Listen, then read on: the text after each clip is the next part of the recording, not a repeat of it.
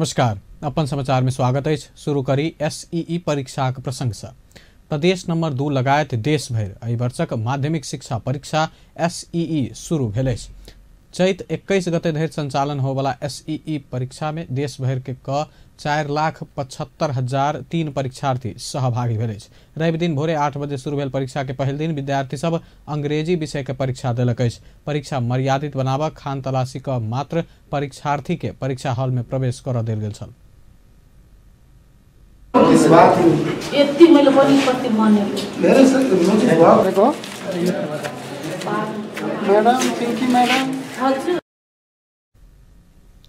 एहि वर्ष पहिल बेर संघीय संरचना अनुसार शुरू भेल परीक्षा में प्रदेश 2 में धनुषा में सबसे बेसी परीक्षार्थी सहभागी भेल। धनुषा में 11,108 गोटे सहभागी अछि। तहिना सिरहा में 10,045, सरलाही में 9,523, सप्तरी में 9,009, परसा में 8,389, बारा में 8,124, महोत्तरी में 8,013 और रौथट में 7,669 लगाकर प्रदेश नंबर 2 में 72,039 परीक्षार्थी सहभागी भेल। तहिना प्रदेश नंबर 2 के 8 जिला में जमा 263 केंद्राध्यक्ष, 345 सहायक केंद्राध्यक्ष, 3,436 निरीक्षक, 586 सहायक निरीक्षक, 1,281 सहयोगी खटल। तहिना प्रदेश नंबर 2 में परीक्षा शांतिपूर्वक रूप में संचालन कर 23 से 76 सुरक्षाकर्मी खटाओल गेल। परीक्षा के पहल दिन रवि के धनुषा परीक्षा केंद्र सब में छात्रा सबके लेल सैनिटरी पैड के सेहो व्यवस्था कयल गेल। धनुषा के प्रमुख जिला अधिकारी प्रदीप राज कड़ेल सहित टोली विभिन्न परीक्षा केंद्र में सैनिटरी पैड वितरण केने छल। नेपाली भाषा चलचित्रक चर्चित नायिका करिश्मा मानंदर से हो एसईई में सहभागी भेल। काठमांडूक डिली बाजार स्थित विजय स्मारक विद्यालय केंद्र से नायिका मानंदर परीक्षा देलिन। परीक्षा देव ओ आइ भोरे 426 नंबर कार से परीक्षा केंद्र पहुंचल छली। त्रिवेणी माविस कक्षा 8 से नियमित अध्ययन कर रहल मानंदर एसईई में सहभागी भेल। वो स्कूल ड्रेस लगा कर परीक्षा में सहभागी भेल। परीक्षा हॉल प्रवेश कर पहिने पत्रकार से बात करे तो अपना निक तैयारी केने बतौने छली। तहिना एसईई में सांसद शांता चौधरी से हो सहभागी भेल। बादू झ 28 से 71 नंबर के सरकारी गाड़ी से सांसद चौधरी दांग के तुलसीपुर मावी केंद्र में पहुंचल। स्कूल जाय वाला उमेर में जमींदारक घर में कमलरी बैस पड़ला के कारण चौधरी पढ़ाई पूरा कर नहीं सकल छली। धनुषा कमला नगर पालिका वार्ड नंबर 2 में रवि दिन बेवारिश अवस्था में एक शिशु भेटल। इलाका प्रहरी कार्यालय खौजरी के अनुसार सराबे टोल स्थित श्री ईटा भट्टा समीप कपड़ा में बांध कर फेंकल अवस्था में शिशु भेटल। शिशु के तत्काल सहारा के लिए एक स्थानीय महिला के जिम्मा लगाओल गेल प्रहरी जनौलक।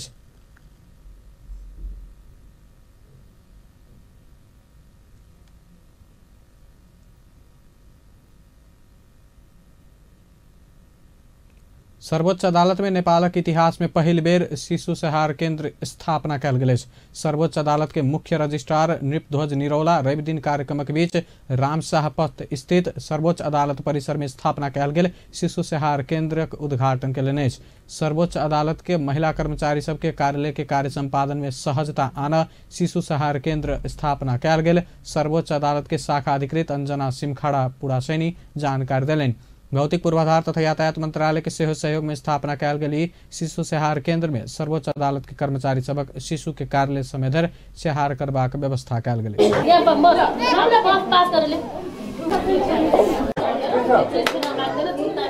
जस्ता महिला कर्मचारीहरूलाई चाहिँ एकदम सजिलो हुनेछ। अफिसियल रूपमा कार्य वातावरण पनि राम्रो हुनेछ र हामीले एउटा बच्चाले पाउने अधिकारबाट आफ्नो बच्चा पनि वञ्चित हुने छैन भन्ने उद्देश्यले चाहिँ एउटा शिशु स्याहार केन्द्र खोलौँ भन्ने उद्देश्यका साथ हामीले धेरै पहिलेदेखि प्रयास गर्दै आएका हौँ र आजको दिनमा हामी यो स्थापना गर्न सफल भएका छौँ। कार्यालय के काज करबाक उचित वातावरण निर्माण कर से हो कर्मचारी सब शिशु सभक सहार के लिए केंद्र के स्थापना कयल गेल सर्वोच्च अदालत जनौलक।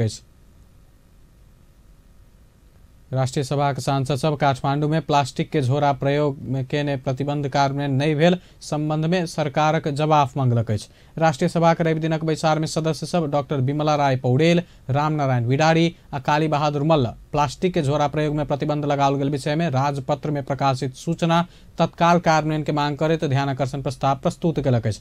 बैसार में ध्यानाकर्षण प्रस्ताव प्रस्तुत करैत राष्ट्रीय सभा सदस्य डॉक्टर विमला राय पौडेल प्लास्टिक के प्रयोग संबंध में राजपत्र में प्रकाशित सूचना के प्रभावकारी कार्यान्वयन कर वन तथा वातावरण मंत्री शक्ति बहादुर बस्नेतक ध्यानाकर्षण करौलिन्।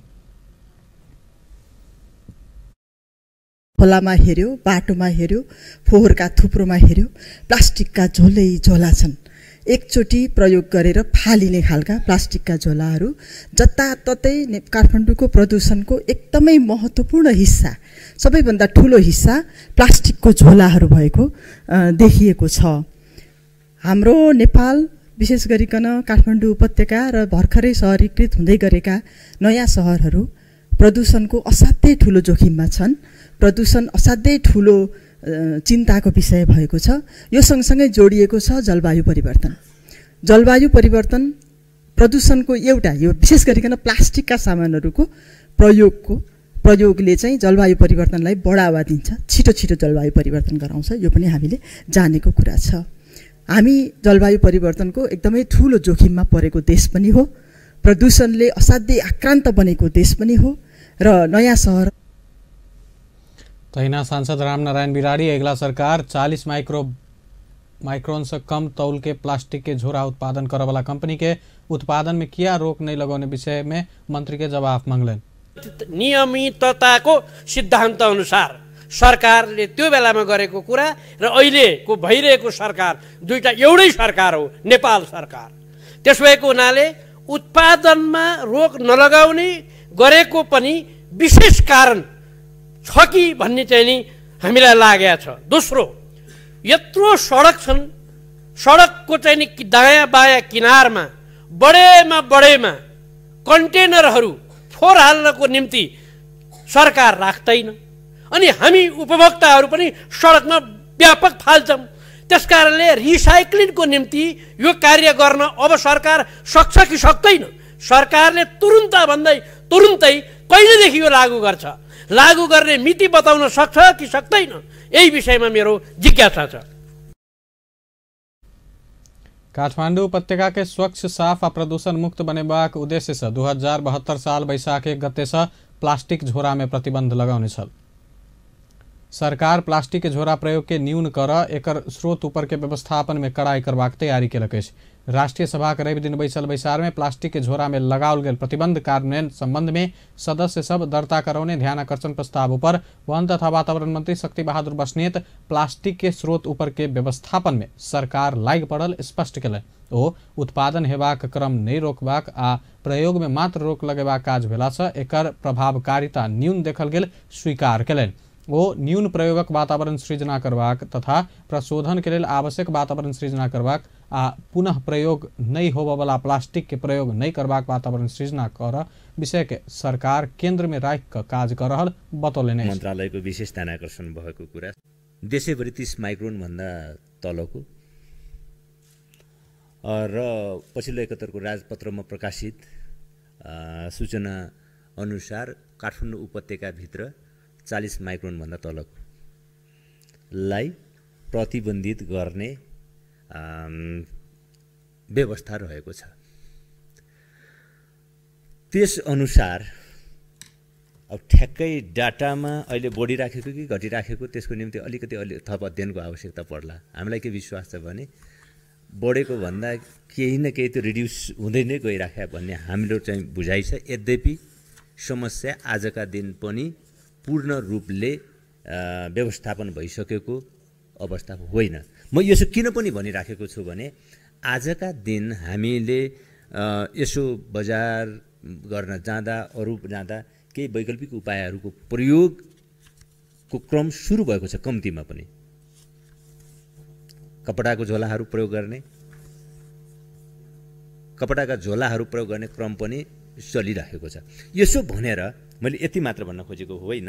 त्यो व्यवस्था यहाँ दुईटा कुरा छन्। एउटा त्यो व्यवस्था कार्यान्वयनको निम्ति सरकारले गरेको प्रयत्न के हो, दोस्रो अब अघि मान्यज्यूले पनि यहाँ राख्नुभयो जस्तै रिड्युसको कुरा, रिसाइकल गर्ने कुरा र रियुज गर्ने कुरा।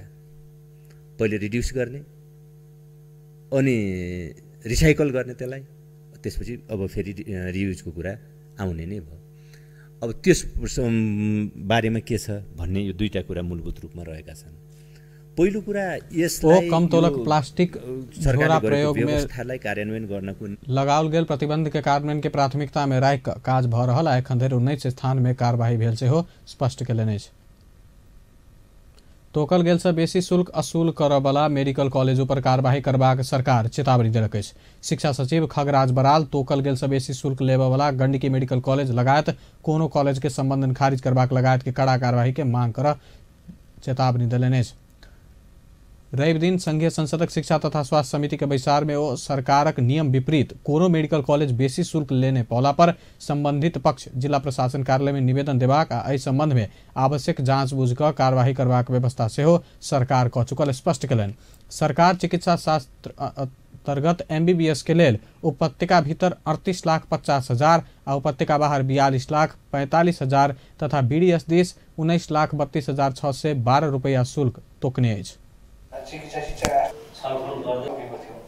अघिल्लो 2 वर्ष अगाडि तोकेकोमा त्यहाँ भाषिक रूपमा अप्ठ्यारो परेर हामीले फेरि त्यसैलाई यो वर्ष पनि कायम गर्यौँ र त्यो निर्णयमा के लेख्यो भने 2076-77 लाई शुल्क समायोजन गरिनेछ भनेर पनि लेखियो। पनि व्याख्या गर्दा अप्ठ्यारो नपरोस् भनेर र अहिले 28 गते यो उपत्यकाभित्र 38,50,000 र उपत्यका बाहिर 42,45,000 MBBS को लागि र 42,45,000 रुपैयाँ तोकेको छ र BDS तर्फ 19,32,612 यो नम्बर पत्ता आयो। यस्तो सानो खुद्रा पनि आएको छ पैसा 19,32,612 चाहिँ BDS तर्फ यो उपत्यका भित्र र बाहिरको लागि तोकिएको छ र एउटै छ र शैक्षिक वर्ष 76-77 लाई राष्ट्र ब्याङ्कको मुद्रास्फीतिको दरमा शुल्क समायोजन गरिनेछ भनेर अहिले निर्णयमा पनि तोकिएको छ। त्यो निर्णयमा के लेखिएको छ भने यो निर्णय विपरीत शुल्क लिने कुनै पनि कलेजसँग विद्यार्थीसँग बढी शुल्क लिए। सचिव बराल गंडकी मेडिकल कॉलेज के विद्यार्थी संग उठाउने बेसी शुल्क 1 महीना भीतर फिर्ता कर निर्देशन देल गेल सेहो बतौलनि अछि। ओ एहि मेडिकल कॉलेज में लगाओल गेल तालाबंदी खोलबाक काज सेहो सरकार क चुकल बतौलनि अछि। समिति के सदस्य गगन थापा मेडिकल कॉलेज सब में मनमानी शुल्क असूली करबला के निलंबन करबाक लगायत काज कर सरकार के सचेत करौलनि। ओ निजी मेडिकल कॉलेज सब में मनमानी शुल्क असूली कर नहीं देबा सरकार सरकारी मेडिकल कॉलेज के व्यवस्थित बनबैत ल जेबाक आवश्यकता रहल बतौलनि अछि। समिति मेडिकल कॉलेज से मनमानी शुल्क असूल कर लागल निवेदन मेडिकल कॉलेज में अध्ययनरत विद्यार्थी तथा हुनक अभिभावक सब के बाद सरकार कड़ाई कर लागल अछि। नया शक्ति पार्टी नेपालक संयोजक डॉक्टर बाबूराम भट्टराई देश के समृद्ध बनाब राष्ट्रीय सहमति के संग आगा बढ़ सरकार के आह्वान कयलनि अछि। पूर्व प्रधानमंत्री रहल भट्टराई वस्तु तथा सेवा के उत्पादन में जोड़ द क आवश्यक योजना बनाब सेहो सरकार के सुझाव देलनि। आई संघीय संसदक अर्थ समिति के बैसार में तत्कालक लेल राष्ट्रीय औद्योगिक पूंजी में जोड़ देला पर समाजवाद उन्मुख अर्थतंत्र निर्माण हैत तो वही अनुसारक योजना बनाब सेहो सरकार के सचेत करौलनि। संयोजक भट्टराई राष्ट्रीय पूंजी निर्माणक लेल सरकार आ निजी क्षेत्र मिल का आगा बढ़नाई के विकल्प नहीं रहल स्पष्ट केलनि। उत्पादन आ उत्पादकत्व बढ़ावक मात्र राष्ट्रीय पूंजी के निर्माण क सकबाक संयोजक भट्टराई के तर्क रहल अछि। अर्थतन्त्र एउटा निरन्तर कहाँनिर हो त भन्ने कुराले चाहिँ बुझ्ने गरेर भन्नुपर्छ जस्तो लाग्छ। एउटा राष्ट्रिय अभियान नै त नभएसम्म सरकार निजी क्षेत्र र सबैले बुझ्ने भाषामा त्यो भनेको अब हामीले समाजवाद उन्मुख अर्थतन्त्र भनेका छौँ भन्न त तर भर्खरै एउटा प्राक पुँजीवादी स्टेजबाट पुँजीवादी चलमा मात्र प्रवेश गरेको हुनाले केही वर्ष हामीले सबैले बुझ्ने गरी भाषामा भनिदिनुपर्छ। हामीले राष्ट्रिय औद्योगिक पुँजीकै निर्माण गर्ने हो नै भन्नुपर्छ हामीले। नत्र लेफ्ट ओरिएन्टेड हाम्रो साथीहरू के छ भने समाजवाद कता गयोस् भन्नुहुन्छ उहाँहरूले। अहिले हामीले सामाजिक सुरक्षा सामान्य न्यूनतम दिने हो र वस्तु र सेवाको उत्पादनको प्रचुरतामा जोड दिने, त्यसको निम्ति वृद्धि ग्रोथमा नै हामीले जोड दिने हो। उत्पादन र उत्पादकत्व बढाउने कुरा नै हाम्रो प्रशिक्षण नीति हुन्छ हाम्रो केही वर्ष केही दशक। अनि त्यसमा चाहिँ हामीले सामाजिक सुरक्षालाई ध्यान दिन्छौँ तर जोड हाम्रो वृद्धिमा हुन्छ। र त्यसपछि मात्रै उत्पादनको प्रतियोगिता भएपछि मात्रै समाजवादतिर बाँधन हुन्छ भन्ने कुराको बुझाइमा एकरूपता ल्याएर भनिदिनुपर्छ जस्तो लाग्छ, कुनै सङ्कोचन नमानिकन। र यसको निम्ति हाम्रो एउटा राष्ट्रिय सहमति भट्टराई राष्ट्रीय पूंजी के विकास का मात्र सामाजिक सुरक्षा के दायरा बढ़ाल जा सकबाक दिशा हो सरकार के ध्यान आकर्षण करौलने आयोग तैयार के 15हम योजना का मस्यौदा देश के समृद्ध बनावा वैदेशिक लगानी आने जोड़ देबाक से हो लिखल है। साबिक विजेता Chennai super kings Indian premier league IPL cricket में विजयी शुरुआत केलक अछि। शनि रात भेल उद्घाटन खेल में Chennai super Kings royal Challengers Bangalore के 7 विकेट से पराजित केलक अछि। MA चिदम्बरम क्रिकेट स्टेडियम में विराट कोहली के कप्तानी में रहल बैंगलोर देने 71 रनक लक्ष्य चेन्नई 17.4 ओवर में 3 विकेट के क्षति में पूरा केने छल। बेस त अपन समाचार एखन लायत बा पल पल खबर तेज नजर देखैत रही अपन टेलीविजन। नमस्कार।